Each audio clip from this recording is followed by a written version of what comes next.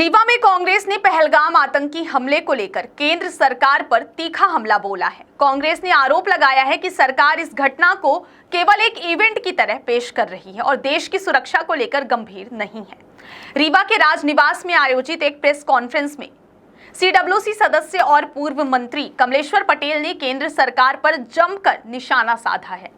इस press conference में उनके साथ इंजीनियर राजेंद्र शर्मा, लखनलाल खंडेलवाल, महापौर अजय मिश्रा बाबा सहित अन्य कई वरिष्ठ कांग्रेस नेता मौजूद थे। कमलेश्वर पटेल ने अपने संबोधन में कहा कि पहलगाम की घटना को एक इवेंट की तरह दिखाया जा रहा है।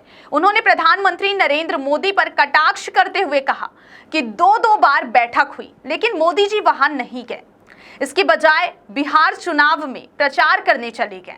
उन्होंने यह भी कहा कि अमेरिका के राष्ट्रपति ने सीज फायर किया। पटेल ने जोर देकर कहा कि हमारा देश कभी भी इतने बैकफुट पे नहीं रहा है, जो दर्शाता है कि देश की सुरक्षा स्थिति कमजोर हुई है। आज रीवा के सभी पत्रकार बंधुओं का स्वागत है, अभिनंदन है। आज की इस प्रेस वार्ता को संबोधित करेंगे हमारे सम्मानित पूर्व मंत्री मध्य प्रदेश शासन सीडब्ल्यूसी मेंबर आदरणीय कमलेश्वर पटेल जी। यहाँ पर उनके साथ हमारे रीवा नगर के महापौर अजय मिश्रा बाबा जी हैं, हमारे संगठन मंत्री रवि तिवारी जी हैं, शहर अध्यक्ष लखनलाल जी हैं, हमारे जिले के वरिष्ठ नेता पूर्व विधायक सम्मानित राजेंद्र मिश्रा जी हैं और हमारे सभी यहाँ कांग्रेस पार्टी के सहयोगी साथी उपस्थित। आज की इस पत्रकार वार्ता में उपस्थित सभी सम्मानित हमारे इलेक्ट्रॉनिक प्रिंट मीडिया के पत्रकार साथियों, आज हमारे इस पत्रकार वार्ता में कांग्रेस पार्टी के महत्वपूर्ण पदाधिकारी नेता यहाँ पर उपस्थित है।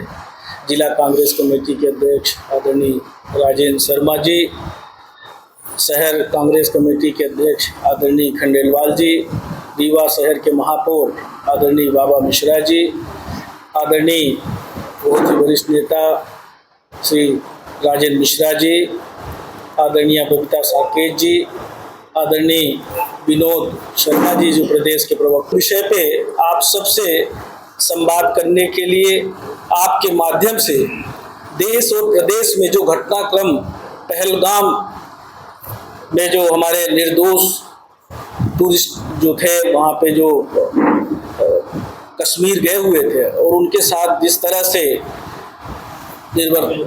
बर्बरतापूर्वक उनके साथ आतंकवादियों ने जिस तरह से उनकी निर्दोष लोगों की जान ली और उसके बाद जिस तरह से घटनाक्रम देश में घटित हुआ, कांग्रेस पार्टी और सभी दल सरकार के साथ खड़े रहे और लगातार हमारे कांग्रेस पार्टी की भी सीडब्ल्यूसी की 2-3 मीटिंग्स लगातार आहूत हुई और इस विषय को लेके हमारे नेता आदरणीय खड़गे जी, आदरणीय राहुल गांधी जी, इंडिया अलायंस के सारे लोग और सर्वदलीय सभी पार्टी के लोग सब भारत देश के साथ खड़े थे, सरकार के साथ खड़े थे कि जो घटना घटित हुई है ये कहीं न कहीं ये हमारे देश के ऊपर अटैक है, देश के अवाम के ऊपर अटैक है और जो भी दोषी लोग हैं उनके खिलाफ सख्त से सख्त कार्रवाई होनी चाहिए।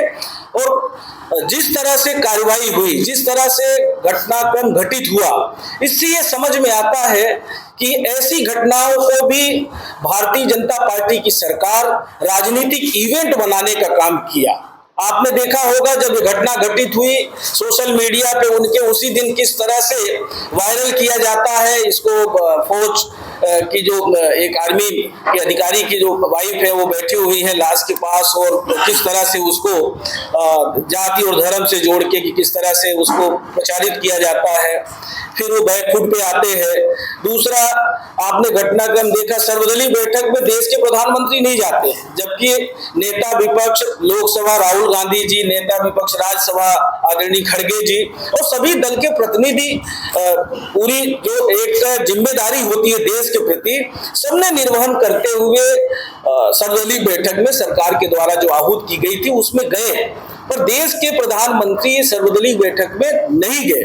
2 बार बैठक आयोजित हुई, एक भी बार नहीं गए और बिहार जाने के लिए उनके पास समय था। बिहार में जाके भाषण दे रहे हैं और वहां तो ललकार रहे हैं कि हम एक को भी नहीं छोड़ेंगे और क्या करेंगे। और फिर आपने देखा जिस तरह से ऑपरेशन सिंदूर की शुरुआत हुई और उसका जिस तरह से पटाक्षेप हुआ। जब ऑपरेशन सिंदूर की शुरुआत हुई उस समय भी कांग्रेस पार्टी ने फिर CWC की मीटिंग बुलाई और सारे लोग देश के साथ, सरकार के साथ खड़े रहे। और जिस तरह से फिर उसका पटाक्षेप हुआ वो हम समझते हैं कि घोर निंदनीय था। ऐसा कभी हमारे देश में नहीं हुआ। 71 में भी जंग हुआ था और किस तरह से हुआ था, पाकिस्तान के 2 टुकड़े करने का काम किया था इंदिरा जी ने, किस साहस के साथ लड़े थे और फौज के साथ खड़े थे। और आपने देखा उसके बाद किस तरह से घटनाक्रम घटित हुआ। लगातार अमेरिका के जो राष्ट्रपति हैं किस तरह से पहले सीज फायर करते हैं, उसके बाद लगातार कोई न कोई ऐसा विवादित बयान लगातार 7-8 बार बोल चुके हैं और कहीं न कहीं भारत और पाकिस्तान से तुलना करते हैं, एक तरह से बराबरी में ले जाके खड़ा करने का प्रयास किया। और हमारे देश के प्रधानमंत्री मौन है। आज तक ट्रंप जिस तरह की बयानबाजी कर रहे हैं, जिस तरह से बहुत सारे व्यापारिक उस पर भी टिप्पणी कर रहे हैं, आज तक एक भी आधिकारिक बयान देश के प्रधानमंत्री का नहीं आया। हमारा देश कभी भी इतना निर्बल नहीं रहा है। हमारे देश का जो सत्ता थी जब भी जिस भी पार्टी की रही है, कभी भी इतना बैकफुट पे जाके कांग्रेस ने या अन्य दलों ने कभी भी इस तरह से, यहाँ तक कि हम कहते हैं वाजपेयी साहब भी थे तब भी इस तरह के तो बयान तो कम से कम आना चाहिए। इस तरह से दूसरे देश का हस्तक्षेप हमारे देश में नहीं रहा है। और इसके बाद जो घटनाक्रम घटित हुआ पहलगाम घटना के बाद, जो आपका सीज फायर हुआ, सीज फायर के बाद जब मध्य प्रदेश सरकार के एक मंत्री विजय शाह जी जिस तरह की बयानबाजी करते हैं, वो बयानबाजी जिस तरह से पाकिस्तान के आतंकियों की बहन बताकर हमारी देश की फौज का अपमान करते हैं, देश की शौर्य जो हमारी सेना है उसका अपमान करने का काम करते हैं, जो हम समझते हैं कि हमारे देश की सेना से बड़ा कोई भी नहीं है। और आज वो खुलेआम घूम रहे हैं। हाई कोर्ट संज्ञान लेता है, हाई कोर्ट की तरफ से 4 घंटे में FIR दर्ज करने के निर्देश होते हैं और निर्देश होने के बाद भी राज्य सरकार जिस तरह से FIR दर्ज करती है उससे हाई कोर्ट संतुष्ट नहीं होता है, दोबारा संज्ञान लेता है और संज्ञान लेने के बाद जिस तरह से राय लगी है IPC 152 देश की संप्रभुता को खतरे में डालना, IPC 196/1B धर्म या समुदाय के बीच वैमनस्य फैलाना, IPC 197/1C आपत्तिजनक और घृणास्पद भाषण देना। इतनी कठोर धारा लगने के बाद भी विजय शाह के से न इस्तीफा लिया जाता है, ना ही उनके ऊपर कोई कार्रवाई की जाती है। ये सबसे बड़ा हम कह सकते हैं कि इससे ये साबित होता है कि ये भारतीय जनता पार्टी और RSS की सोची समझी साजिश के तहत देश में वैमनस्यता फैलाने का और राजनीतिकरण करने का भी इसमें भी काम करने की कोशिश की गई है। जिस तरह से महू हमारा सैन्य का बहुत बड़ा कैंप है और महू में इस तरह का आयोजन करके और वहां पे जिस तरह से विजय शाह ने बयानबाजी की और वहां पूर्व मंत्री उषा ठाकुर जो विधायक भी हैं वो बैठी रहती है, वो भी तालियां बजाती है, मुस्कुराती है। एक महिला का अपमान हो रहा है, पूरे सेना का अपमान हो रहा है और वहां भाजपा के नेता बैठ के तालियां बजा रहे हैं, ठिठोलियां लगा रहे हैं। इससे अंदाजा आप लगा लीजिए कि RSS और ये भाजपा की सोची समझी साजिश है। अगर सोची समझी साजिश नहीं होती तो आज विजय शाह सलाखों के पीछे होते, जेल में होते, उनका इस्तीफा ले लिया गया होता। अगर ऐसा नहीं होता तो आप हमारे सिंगरौली जिले का एक कांग्रेस पार्टी का कार्यकर्ता सिर्फ RSS गद्दार है ये कह दिए, तो ये कहने पे कल गिरफ्तारी हुई, जेल के अंदर है, कल जमानत नहीं हुई। ये भारतीय जनता पार्टी का असली चेहरा है, RSS का असली चेहरा है। ये कहीं ना कहीं हम ऐसा मानते हैं कि ये RSS को जो हमारे भारत देश की फौज है, जो सेना है, उससे भी अपने आप को ऊपर समझते हैं। आपने देखा होगा किस तरह से जो उप मुख्यमंत्री है जगदीश देवड़ा जी ने थल सेना, वायुसेना, जल, सबके लिए जिस तरह से टिप्पणी की और उन्होंने कहा प्रधानमंत्री मोदी जी के चरणों में सब नतमस्तक है। इससे बड़ा अपमान हमारे देश की सेना का नहीं हो सकता है। क्या उनसे स्पष्टीकरण लिया गया?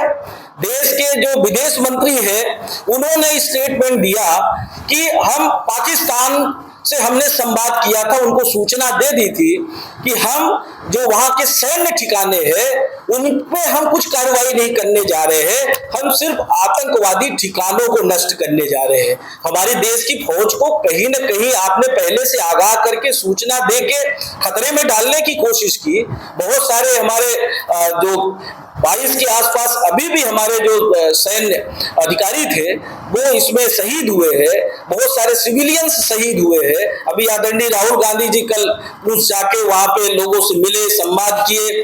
देश के प्रधानमंत्री, गृह मंत्री, रक्षा मंत्री तो नहीं गए। ये आज हमारे देश के हालात है और इसके लिए पूरी तरह से भारतीय जनता पार्टी की सरकार जिम्मेदार है। लगातार देश की जो फौज है, देश की जो सैन्य संस्थाएं हैं उनका कम आकलन करने की कोशिश कर रहे हैं, उनके साथ भी राजनीति करने की कोशिश कर रहे हैं। और जिस तरह से मोदी जी का अभी राजस्थान में रैली किया था और वहां जिस तरह का बयान दिया है वो भी हम समझते हैं कि ये सिर्फ और सिर्फ जुमला ही है। वो जुमला 56 इंच का जो शुरू किया था और पहले भी जब पुलवामा में घटना घटी थी तब भी इसी तरह की जुमलेबाजी की थी और अभी जो उनका खून सिंदूर, गरम सिंदूर जैसे खोल रहा है, ये तो समझ में ही नहीं आता कि भैया उनका खून है क्या और कहां से उनका खून बना है जो सिंदूर जैसे खोल रहा है। ये सारी बातें अगर आप, क्योंकि एक प्रमुख स्तंभ है, देश और समाज के आईना है, आपसे बहुत सारी उम्मीदें हैं। आज देश के जो हालात है और जिस तरह के राजनीतिकरण हो रहा है और जिस तरह से हमारे फौज का भी इस्तेमाल करने का राजनीतिकरण के लिए किया जा रहा है और देश में जो घटनाक्रम घटित हुआ, जिस तरह से हमारे जो देश की आर्मी है उनको अपमानित करने का काम किया, और ये हम कह सकते हैं कि सिर्फ देश की फौज का अपमान नहीं है, देश की 140 करोड़ जनता को सर्वसार करने का काम किया है। जो अब इसका विजय शाह का बयान है, हाई कोर्ट ने, सुप्रीम कोर्ट ने जो टिप्पणी की है, सुप्रीम कोर्ट ने गटर की नाली से तुलना की है, उनके बयान की तुलना गटर की नाली से की है। आप इससे अंदाजा लगा लीजिए। और उसके बाद भी इस्तीफा नहीं हो रहा है। इंदौर में पोस्टर चिपकाए जा रहे गुमशुदगी के, विजय शाह के, और किसी ने अगर आरएसएस भाजपा के खिलाफ कुछ बोल दिया है तो उनके खिलाफ कार्रवाई हो रही है। तो ये घोर निंदनीय है और इसके लिए मेरा तो मांग है देश के प्रधानमंत्री जी से कि देश के प्रधानमंत्री जी आपको, बल्कि देश की गरिमा, सेना के मान और राष्ट्र की प्रतिष्ठा की रक्षा की लड़ाई है। हम संसद से सड़क तक इस सवाल को उठाएंगे और जब तक न्याय नहीं मिलता तब तक आवाज बुलंद करते रहेंगे।